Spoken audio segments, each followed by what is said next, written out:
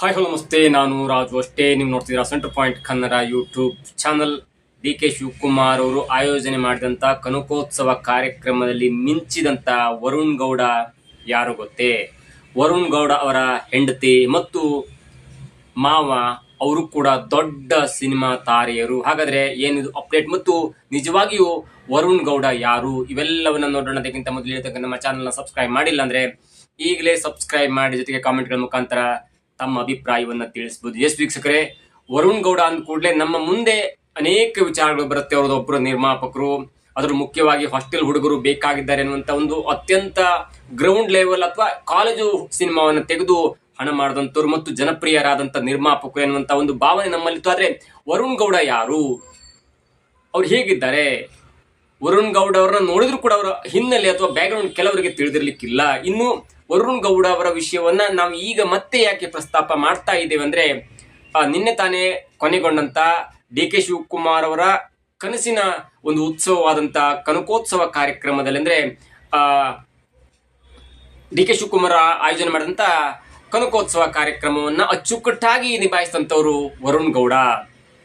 ವರುಣ್ ಗೌಡ ಅವರಿಗೂ ಮತ್ತು ಡಿ.ಕೆ. ಶಿ ಅವರಿಗೂ ಏನಾದ್ರು ಸಂಬಂಧ ಇದೆಯಾ ಅಥವಾ ಅವ್ರೇನಾದ್ರು ಸಂಬಂಧಿಕರ ಎನ್ನುವುದನ್ನ ನೋಡ್ತಿದ್ರೆ, yes of course D K. Suresh ಅವರ, ಅಂದ್ರೆ ಡಿ.ಕೆ. ಶಿವಕುಮಾರ್ ಅವರ ಸಹೋದರಾದಂತ ಡಿ.ಕೆ. ಸುರೇಶ್ ಅವರ ಆಪ್ತ ಅಥವಾ ಬಂಟ ಅಂತಾರಲ್ಲ, ಆಪ್ತರು. ಜೊತೆಗೆ ಅವರೆಲ್ಲ ಕೆಲಸವನ್ನು ಕೂಡ ಇವರು, ಅಂದ್ರೆ ಈ ಸಾಂಸ್ಕೃತಿಕ ಕಾರ್ಯಕ್ರಮ ಆಗಿರ್ಬೋದು, ಬೇರೆ ಬೇರೆ ಇವೆಂಟ್ ಗಳನ್ನ ವರುಣ್ ಗೌಡ ಅವರೇ ಕೂಡ ನಿಭಾಯಿಸ್ತಾರೆ. ಅದರ ಮುಂದುವರೆದ ಭಾಗವಾಗಿ ಕನಕೋತ್ಸವ ಕಾರ್ಯಕ್ರಮ, ಅಂದ್ರೆ ಕನಕಪುರದ ಬಂಡೆ ಅಂತ ಹೇಳ್ತಾರಲ್ಲ, ಕನಕಪುರ ಚುನಾವಣೆಯಲ್ಲಿ ಗೆದ್ದ ನಂತರ ತಮ್ಮ ಕ್ಷೇತ್ರದ ಜನರಿಗೆ ಏನಾದರೂ ಕೊಡಬೇಕು ಅನ್ನುವಂಥ ಉದ್ದೇಶದಲ್ಲಿ 4-6 ದಿನಗಳ ಕಾರ್ಯಕ್ರಮವನ್ನ ಮಾಡಿದ್ರು. ನಾನು ನೋಡಿದ ಪ್ರಕಾರ ಕರ್ನಾಟಕದಲ್ಲಿ ಇಂಥ ಒಂದು ಯಾವುದೇ ಕಾರ್ಯಕ್ರಮ, ಪ್ರೈವೇಟ್ ಕಾರ್ಯಕ್ರಮ ಜರುಗಿರಲಿಲ್ಲ. ಅಷ್ಟು ಅಚ್ಚುಕಟ್ಟಾಗಿ ಆ ಕಾರ್ಯಕ್ರಮವನ್ನು ಆಯೋಜನೆ ಮಾಡುವಂತರು ಡಿ.ಕೆ. ಬ್ರದರ್ಸ್ ಅಂತ ಹೇಳ್ಬೋದು. ಅದರ ಈ ಕಾರ್ಯಕ್ರಮದ ಅಂಗವಾಗಿ ಯಾರನ್ನು ಕರಿಬೇಕು, ಯಾರನ್ನು ಬಿಡಬೇಕು ಮತ್ತು ಯಾವೆಲ್ಲ ಸ್ಟುಡಿಯೋದ ಕ್ಯಾಮೆರಾಮನ್ ಕರಿಬೇಕು, ಯಾವೆಲ್ಲ ರೀತಿಯಲ್ಲಿ ಆಯೋಜನೆ ಮಾಡ್ಬೇಕು ಅನ್ನುವಂತ ಒಂದು ವಿಷಯವನ್ನು ಕೊಟ್ಟಾಗ ಅದು ಕಂಪ್ಲೀಟ್ ಆಗಿ ವರುಣ್ ಗೌಡ ಅವರ VS ಸ್ಟುಡಿಯೋಕ್ಕೆ, ಅಂದ್ರೆ ವರುಣ್ ಗೌಡ ಸ್ಟುಡಿಯೋಕ್ಕೆ ಕೊಟ್ಟು ಬಿಡ್ತಾರೆ. ಅದರ ಮುಖ್ಯಸ್ಥರಾದಂತಹ ವರುಣ್ ಗೌಡ ಅವರು ಸ್ಟೇಜ್ ಮೇಲೆ ನಿಂತು ಏನೇನ್ ಮಾಡಬೇಕು, ಏನೇನ್ ಬಿಡಬೇಕು ಎಲ್ಲವನ್ನು ಕೂಡ ಸೆಲೆಬ್ರಿಟಿಗಳಿಂದ ಹಿಡಿದು ಸೆಲೆಬ್ರಿಟಿಗಳನ್ನ ಹೇಗೆ ವಾಪಸ್ ಕಳಿಸಬೇಕು, ಅಂದ್ರೆ ವಾಪಸ್ ಮನೆಗೆ ಕಳಿಸಬೇಕು, ಅದರಲ್ಲೂ ನಟ ನಟಿಯರು ಅಂತ ಬಂದಾಗ ಹುಡುಗಿಯರಿಗೆ ಯಾವ ರೀತಿ ಸೇಫ್ಟಿ ಕೊಡಬೇಕು, ಅವ್ರನ್ನ ಎಲ್ಲಿ ಕೂರಿಸಬೇಕು, ಅವ್ರು ಯಾವ ಕ್ಯಾರವೇನಲ್ಲಿ ಕೂರಿಸಬೇಕು ಮತ್ತು ಯಾವ ಟೈಮಲ್ಲಿ ಅವ್ರನ್ನ ಸ್ಟೇಜಿಗೆ ಕಳಿಸಬೇಕು, ಗಿಲ್ಲಿ ಅಂತ ನಟ ಬಂದಾಗ ಹೇಗೆ ಕರೆಸಬೇಕು, ಬೇರೆ ಬೇರೆ ನಟ ನಟಿಯರು ದೊಡ್ಡ ದೊಡ್ಡ ಸ್ಟಾರ್ಗಳು ಬಂದಾಗ ಯಾವ ರೀತಿಯಲ್ಲಿ ಕರೆಸಬೇಕು, ಅವ್ರಿಗೆ ಎಷ್ಟು ಟೈಮ್ ಕೊಡಿಸಬೇಕು ಮತ್ತು ಯಾವ ರೀತಿಯಲ್ಲಿ ಅವರನ್ನ ವಾಪಸ್ ಮರಳಿ ಮನೆಗೆ ತಲುಪಿಸಬೇಕು ಅನ್ನುವಂಥ ಜವಾಬ್ದಾರಿನ ಹೊತ್ಕೊಂಡಂತ ವರುಣ್ ಗೌಡ ಅವರ ಕೆಲಸ ಇದೆಯಲ್ಲ, ಅದು ಫ್ಯಾಂಟಾಸ್ಟಿಕ್ ಅಂತ ಹೇಳ್ಬೋದು. ಮತ್ತು ನಾನು ನೋಡಿದ ಪ್ರಕಾರ ಒಂದು ಕಾರ್ಯಕ್ರಮವನ್ನ ಕನ್ನಡದಲ್ಲಿ ಹೀಗೂ ಕೂಡ ಮಾಡಬಹುದಾ, technically has done wonderful job. ನನ್ನ ಕ್ಯಾಮ್ರಾ ವರ್ಕ್ ಇರ್ಬೋದು, ಒಂದು ಸೆಲೆಬ್ರಿಟಿಯ ಮೇಲೆ ಇರುವಂತಹ ಒಂದು ಲೈಟಿಂಗ್ ವ್ಯವಸ್ಥೆ ಇರ್ಬೋದು, ಅದರ ಒಂದು ಆರ್ಗನೈಸೇಷನ್ ಇರ್ಬೋದು, ಎಲ್ಲವೂ ಕೂಡ ಅಚ್ಚುಕಟ್ಟಾಗಿ ನಿಭಾಯಿಸಿದಂತರು. ಮತ್ತು ಕನಕೋತ್ಸವ ಕಾರ್ಯಕ್ರಮವನ್ನ ಒಂದು ದೊಡ್ಡ ಕಾರ್ಯಕ್ರಮವಾಗಿ ಯಶಸ್ಸು ಸಾಧಿಸುವಲ್ಲಿ ವರುಣ್ ಗೌಡ ಎನ್ನುವಂತ ನಿರ್ಮಾಪಕ, PR ಮತ್ತು ಸ್ಟುಡಿಯೋ ಮಾಲೀಕ ಕೂಡ ಕಾರಣಕರ್ತನಾಗಿದ್ದಾನೆ ಎನ್ನುವುದರಲ್ಲಿ ಯಾವುದೇ ಸಂದೇಹವಿಲ್ಲ. ಇನ್ನು ವರುಣ್ ಗೌಡ ಯಾರು, ಯಾವ ಊರವರು ಎನ್ನುವುದನ್ನು ನೋಡ್ತಾ ಇದ್ರೆ, ವರುಣ್ ಗೌಡರು ಈಗ ಬೆಂಗಳೂರು ನೆಲೆಸಿದ್ದಾರೆ. ಅವರ ಹೆಂಡತಿ ಕೂಡ ಸೆಲೆಬ್ರಿಟಿ ಆಕ್ಟ್ರೆಸ್ ಅವರ ಹೆಸರು ಕಾವ್ಯ ಶಾ ಅಂತ. ನೀವು ಅನೇಕ ರೀಲ್ಸ್ ಗಳನ್ನ ನೋಡಿರ್ಬೋದು, ಅನೇಕ ಸಿನಿಮಾಗಳನ್ನ ನೋಡಿರ್ಬೋದು. ಮತ್ತು ಅವರು ಕೂಡ ಅನೇಕ, ಅಂದ್ರೆ ಡ್ಯಾನ್ಸ್ ಶೋಗಳ ಮುಖಾಂತರ ಅವರು ವರುಣ್ ಗೌಡ ಎನ್ನುವಂತ ನಿರ್ಮಾಪಕರಿಗೆ ಪರಿಚಯರಾಗ್ತಾರೆ. ಮತ್ತು ವರುಣ್ ಗೌಡ ಅವರನ್ನು ಅವರು 2022ರಲ್ಲಿ ಅದ್ಧೂರಿಯಾಗಿ ಅವರು ಕೂಡ ಮದುವೆ ಆಗ್ತಾರೆ. ಇದು ಒಂದು ಹಂತಕ್ಕೆ. ಇನ್ನು ಕಾವ್ಯ ಶಾ ಯಾರು ಎನ್ನುವುದನ್ನು ನೋಡ್ತಾ ಇದ್ರೆ, ನಿಮ್ಗೆ ಮಾಯಾ ಮೃಗ ಸಿನಿಮಾ ಸೀರಿಯಲ್ ನಲ್ಲಿ ನಾಗೇಂದ್ರ ಶಾ ಎನ್ನುವಂತ ಒಬ್ಬ ಟಿಪಿಕಲ್ ಆದಂತ ಒಬ್ಬ ನಟನನ್ನ ನೋಡಿರ್ಬೋದು. ಆ ಮಾಯಾಮೃಗ ಸಿನಿಮಾವನ್ನ ನಿರ್ದೇಶನ ಮಾಡಿದಂತವ್ರಲ್ಲಿ ಇವ್ರು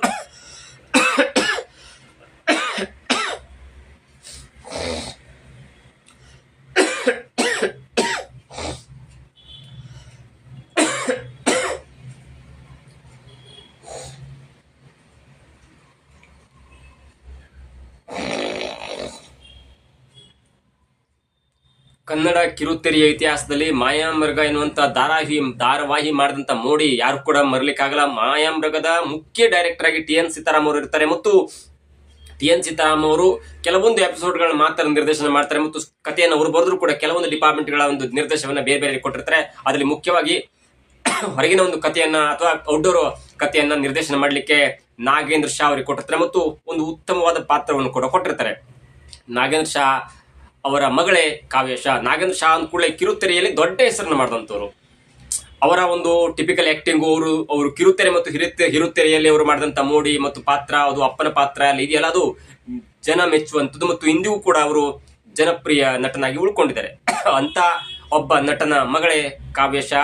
ಕಾವ್ಯ ಶಾ ಅವರನ್ನ ಮದುವೆ ಆಗ್ತಾರೆ ಇದೇ ವರುಣ್ ಗೌಡ ಅವರು.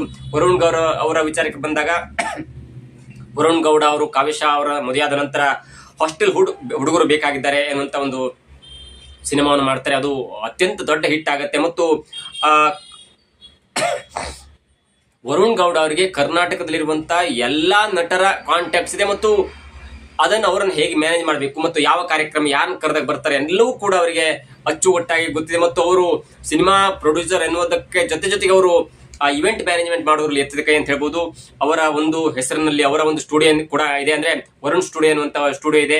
ಅವರ ಹೆಂಡತಿ ಮತ್ತು ವರುಣ್ ಗೌಡ ಅವರು ಇದೆಲ್ಲವನ್ನು ಅಚ್ಚುಕಟ್ಟಾಗಿ ನೋಡ್ಕೋತಾರೆ ಮತ್ತು ಅವರ ಕಂಪನಿಯಲ್ಲಿ ಇದೀಗ 100 ಜನ ಕೆಲಸ ಮಾಡ್ತಾರೆ. ಯಾವುದೋ ಒಂದು ಇವೆಂಟ್ ಬಂದಾಗ, ಮೊನ್ನೆ ಚನ್ನಪಟ್ಟಣ ಕಾರ್ಯಕ್ರಮದ್ರು ಕೂಡ, ಅಂದ್ರೆ ಗಂಗೋತ್ಸವ ಕಾರ್ಯಕ್ರಮವನ್ನು ಕೂಡ ಸೆಲೆಬ್ರಿಟಿನ ಯಾರು ಕರೆಸ್ಬೇಕು, ಯಾರನ್ನ ಕಳಿಸ್ಬೇಕು, ಯಾವ್ಯಾವ ಸೆಲೆಬ್ರಿಟಿಗಳನ್ನ ಕಳಿಸ್ಬೇಕು ಅನ್ನುವಂತ ಒಂದು ವಿಚಾರವಾಗಿ ಇದೇ ವರುಣ್ ಗೌಡ ಅವರಿಗೆ ಚನ್ನಪಟ್ಟಣ ಶಾಸಕರಾಗಿರುವಂತ CP ಯೋಗೇಶ್ವರ್ ಕೂಡ ಇದೇ VS ಸ್ಟುಡಿಯೋಕ್ಕೆ ಕೊಟ್ಟಿದ್ರು, ವರುಣ್ ಸ್ಟುಡಿಯೋಕ್ಕೆ ಕೊಟ್ಟಿದ್ರು. ಅದು ಕೂಡ ಅಚ್ಚುಕಟ್ಟಾಗಿ ನಿಭಾಯಿಸಿದ್ರು. ಅದಾದ ನಂತರ ಕನಕೋತ್ಸವ ಕಾರ್ಯಕ್ರಮ ಕೂಡ TK ಸುರೇಶ್ ಅವರು ಇವರಿಗೆ ಜವಾಬ್ದಾರಿಯನ್ನು ಕೊಟ್ಟರು ಮತ್ತು ಆ ಜವಾಬ್ದಾರಿಯನ್ನು ಅಚ್ಚುಕಟ್ಟಾಗಿ ನಿಭಾಯಿಸಿದ್ದಾರೆ. 100 ಕೋಟಿ ವೆಚ್ಚದಲ್ಲಿ ಆದಂತಹ ಒಂದು ಕಾರ್ಯಕ್ರಮ. ಅಲ್ಲಿ ರಿಷಬ್ ಶೆಟ್ಟಿ, ಶಿವಣ್ಣ, ಉಪೇಂದ್ರ ಅವರಿಗೆ ಯಾವುದೇ ರೆನ್ಯುಮಿನೇಷನ್ ಕೊಟ್ಟಿರ್ಲಿಕ್ಕಿಲ್ಲ, ಅಂದ್ರೆ DK ಶಿವಕುಮಾರ್. ಯಾಕಂದ್ರೆ ಅದು ಆತ್ಮೀಯವಾಗಿ ಅಂದ್ರೆ ಆಹ್ವಾನ ಕೊಟ್ಟ ಕಾರಣಕ್ಕಾಗಿ ಅವರು ಬಂದು ಹೋಗಿರ್ಬೋದು. ಆದ್ರೆ ಬೇರೆ ಬೇರೆ ಆಕ್ಟರ್ಗಳಿಗೆ, ಅಂದ್ರೆ ಈ ಸಂಗೀತ ಕಾರ್ಯಕ್ರಮಕ್ಕೆ ಬಂದಂತ ವಿಜಯ್ ಪ್ರಕಾಶ್, ಸಂಜಿತ್ ಹೆಗಡೆ, ಬೇರೆ ಬೇರೆ ಅಥವಾ ಮಂಗ್ಲಿ ಅವರಿಗೆ ಹಣ ಕೊಟ್ಟಿರ್ತಾರೆ, ಅಥವಾ ಬೇರೆ ಬೇರೆ ರಜಿತಾರಾಮ್ ಆಗಿರ್ಬೋದು, ಮೇಘನಾ ಶೆಟ್ಟಿ, ಗಿಲ್ಲಿ ಅವರಿಗೆ ಇಂತಿಷ್ಟು ಹಣವನ್ನ DK ಶಿವಕುಮಾರ್ ಕೊಟ್ಟಿದ್ರು ಕೂಡ, ಅಂದ್ರೆ ಅವ್ರ ಕಂಪನಿಯಿಂದ ಕೊಟ್ಟಿದ್ರು ಕೂಡ ಅದನ್ನು ಎಷ್ಟನ್ನು ಉಳಿಸ್ಕೊಂಡು ನಮಗೆಷ್ಟು ಬೇಕು ಮತ್ತು ಅದರ ಎಷ್ಟು ಪರ್ಸೆಂಟೇಜ್ ಭಾಗವನ್ನ ಆಕ್ಚುಲಿ ಆಕ್ಟರ್ಗಳಿಗೆ ಹೋಗುತ್ತೆ ಎಲ್ಲವೂ ಕೂಡ ಡಿಸೈಡ್ ಮಾಡುವಂತವ್ರು ಇದೇ ವರುಣ್ ಸ್ಟುಡಿಯೋ. ಕಂಪ್ಲೀಟ್ ಆಗಿ ಈ ಜವಾಬ್ದಾರಿಯನ್ನ, ಪೇಮೆಂಟ್ ಜವಾಬ್ದಾರಿ ಮತ್ತು ನಟ ನಟಿಯರನ್ನ ಕಳಿಸುವಂತ ಕಲಾವಿದರನ್ನ ಆಹ್ವಾನಿಸುವಂತ ಕೆಲಸವನ್ನ ಕೆಲವೊಂದಿಷ್ಟು ಬಂದಿಗೆ ಬಿಟ್ಟು, ರಿಷಬ್ ಶೆಟ್ಟಿ ಮತ್ತು ಉಪೇಂದ್ರ ಮತ್ತು ಶಿವಣ್ಣ ಅವರನ್ನು ಬಿಟ್ಟು ಮಿಕ್ಕೆಲ್ಲಾ ಆರ್ಟಿಸ್ಟ್ ಗಳನ್ನ ಕರೆಸುವಂತ ಮತ್ತು ಅವರನ್ನು ಮನೆ ಕಳಿಸುವಂತ ಮತ್ತು ಅವರಿಗೆ ಪೇಮೆಂಟ್ ಜವಾಬ್ದಾರಿಯನ್ನ DK ಸುರೇಶ್ ಮತ್ತು DK ಶಿವಕುಮಾರ್ ಅವರು ವರುಣ್ ಸ್ಟುಡಿಯೋಗೆ ಕೊಟ್ಟಿದ್ರು. ಆ ವರುಣ್ ಸ್ಟುಡಿಯೋದವರು 100 ಕಲಾವಿದರನ್ನು ಕರೆಸಿದ್ರು. 4-5 ದಿನಗಳ ಕಾರ್ಯಕ್ರಮ ಮಾಡಿ ಇಡೀ ರಾಜ್ಯವೇ ತಿರುಗಿ ನೋಡುವಂತೆ ಮಾಡಿದಂತ ಈ ಕಾರ್ಯಕ್ರಮದ ಮುಖ್ಯವಾಗಿ ಜವಾಬ್ದಾರಿ ವಹಿಸಿಕೊಂಡಂತವರು ಇದೇ ವರುಣ್ ಗೌಡ.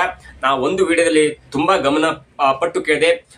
ರಿಷಬ್ ಶೆಟ್ಟಿ ಇರ್ತಾರೆ, ಕುಣಿಗಲ್ ರಂಗನಾಥ್ ಇರ್ತಾರೆ, ಅಂದ್ರೆ ಅವರ ಸಹೋದರ ಇರ್ತಾರೆ, ಜೊತೆಗೆ DK ಸುರೇಶ್ ಇರ್ತಾರೆ ಮತ್ತು ರಿಷಬ್ ಶೆಟ್ಟಿ ಅವ್ರನ್ನ ಕ್ಯಾರವಿನ್ ಒಳಗಡೆ ಕೂರಿಸಿ ಮಾತನಾಡುವಾಗ ರಿಷಬ್ ಶೆಟ್ಟಿ ಅವರ ಜೊತೆಗೆ ಇದೇ ವರುಣ್ ಗೌಡ ಕೂಡ ಇರ್ತಾರೆ. ವರುಣ್ ಗೌಡ, DK ಸುರೇಶ್, ರಿಷಬ್ ಶೆಟ್ಟಿ ಮತ್ತು ಕುಣಿಗಲ್ ರಂಗನಾಥ್ ಅವರು ಒಳಗಡೆ ನಿಂತು ಮಾತನಾಡ್ತಿರುವಾಗ ಅಲ್ಲಿ ಒಬ್ಬ ವ್ಯಕ್ತಿ ಬರ್ತಾರೆ. ವ್ಯಕ್ತಿ ಬಂದ ನಂತರ ರಿಷಬ್ ಶೆಟ್ಟಿ ಅವ್ರು ನೋಡಿ, ಅದಾದ ನಂತರ ವರುಣ್ ಗೌಡರು ನೋಡ್ತಾರೆ. ಅವ್ರು ಹೇಳಿದಂತ ಒಂದೇ ಒಂದು ಮಾತು, ಓ ಹಬ್ಬ ಮಾಡ್ಬಿಟ್ಟಿಯಲ್ಲ ಈ ಸಲ, ನಿಂಗೆ ಒಳ್ಳೆ ಹಬ್ಬ, ಅಂದ್ರೆ ಹಣಕಾಸು ವಿಚಾರದಲ್ಲಿ ದೊಡ್ಡ ಹಣವನ್ನ, ತುಂಬಾ ಹಣವನ್ನ ಮಾಡ್ಬಿಟ್ಟೆ, ನಿಂಗೆ ಹಬ್ಬ ಇತ್ತಲ್ಲ ಅನ್ನುವಂತ ಮಾತನ್ನ ಅವರು ಹೇಳ್ತಾರೆ.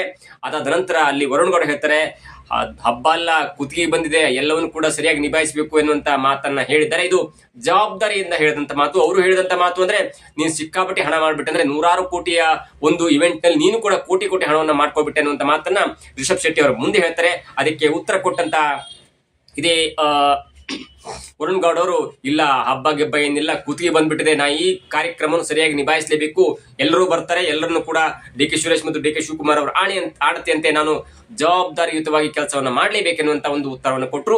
ಅಷ್ಟರ ಮಟ್ಟಿಗೆ ಕನಕೋತ್ಸವ ಕಾರ್ಯಕ್ರಮದ ರೂವಾರಿಯಾಗಿ ಇದೇ ವರುಣ್ ಗೌಡ ಹೊರಹೊಮ್ಮಿದ್ದಾರೆ ಮತ್ತು ಮುಂದಿನ ದಿನಗಳಲ್ಲಿ ಅವರಿಗೆ ಇಂಥ ದೊಡ್ಡ ಇವೆಂಟ್ ಮ್ಯಾನೇಜ್ಮೆಂಟ್ ಮಾಡುವಂತ ಎಲ್ಲ ಅವಕಾಶಗಳು ಕೂಡ ಬೇರೆ ಬೇರೆ ಇವೆಂಟ್ ಅಲ್ಲಿ ಸಿಗುವಂತ ಚಾನ್ಸಸ್ ಇದೆ. ಇದಾಗಿತ್ತು ಇವತ್ತಿನ ವಿಶೇಷ. ನೋಡ್ತಾ ಇರಿ centre point Kannada YouTube channel.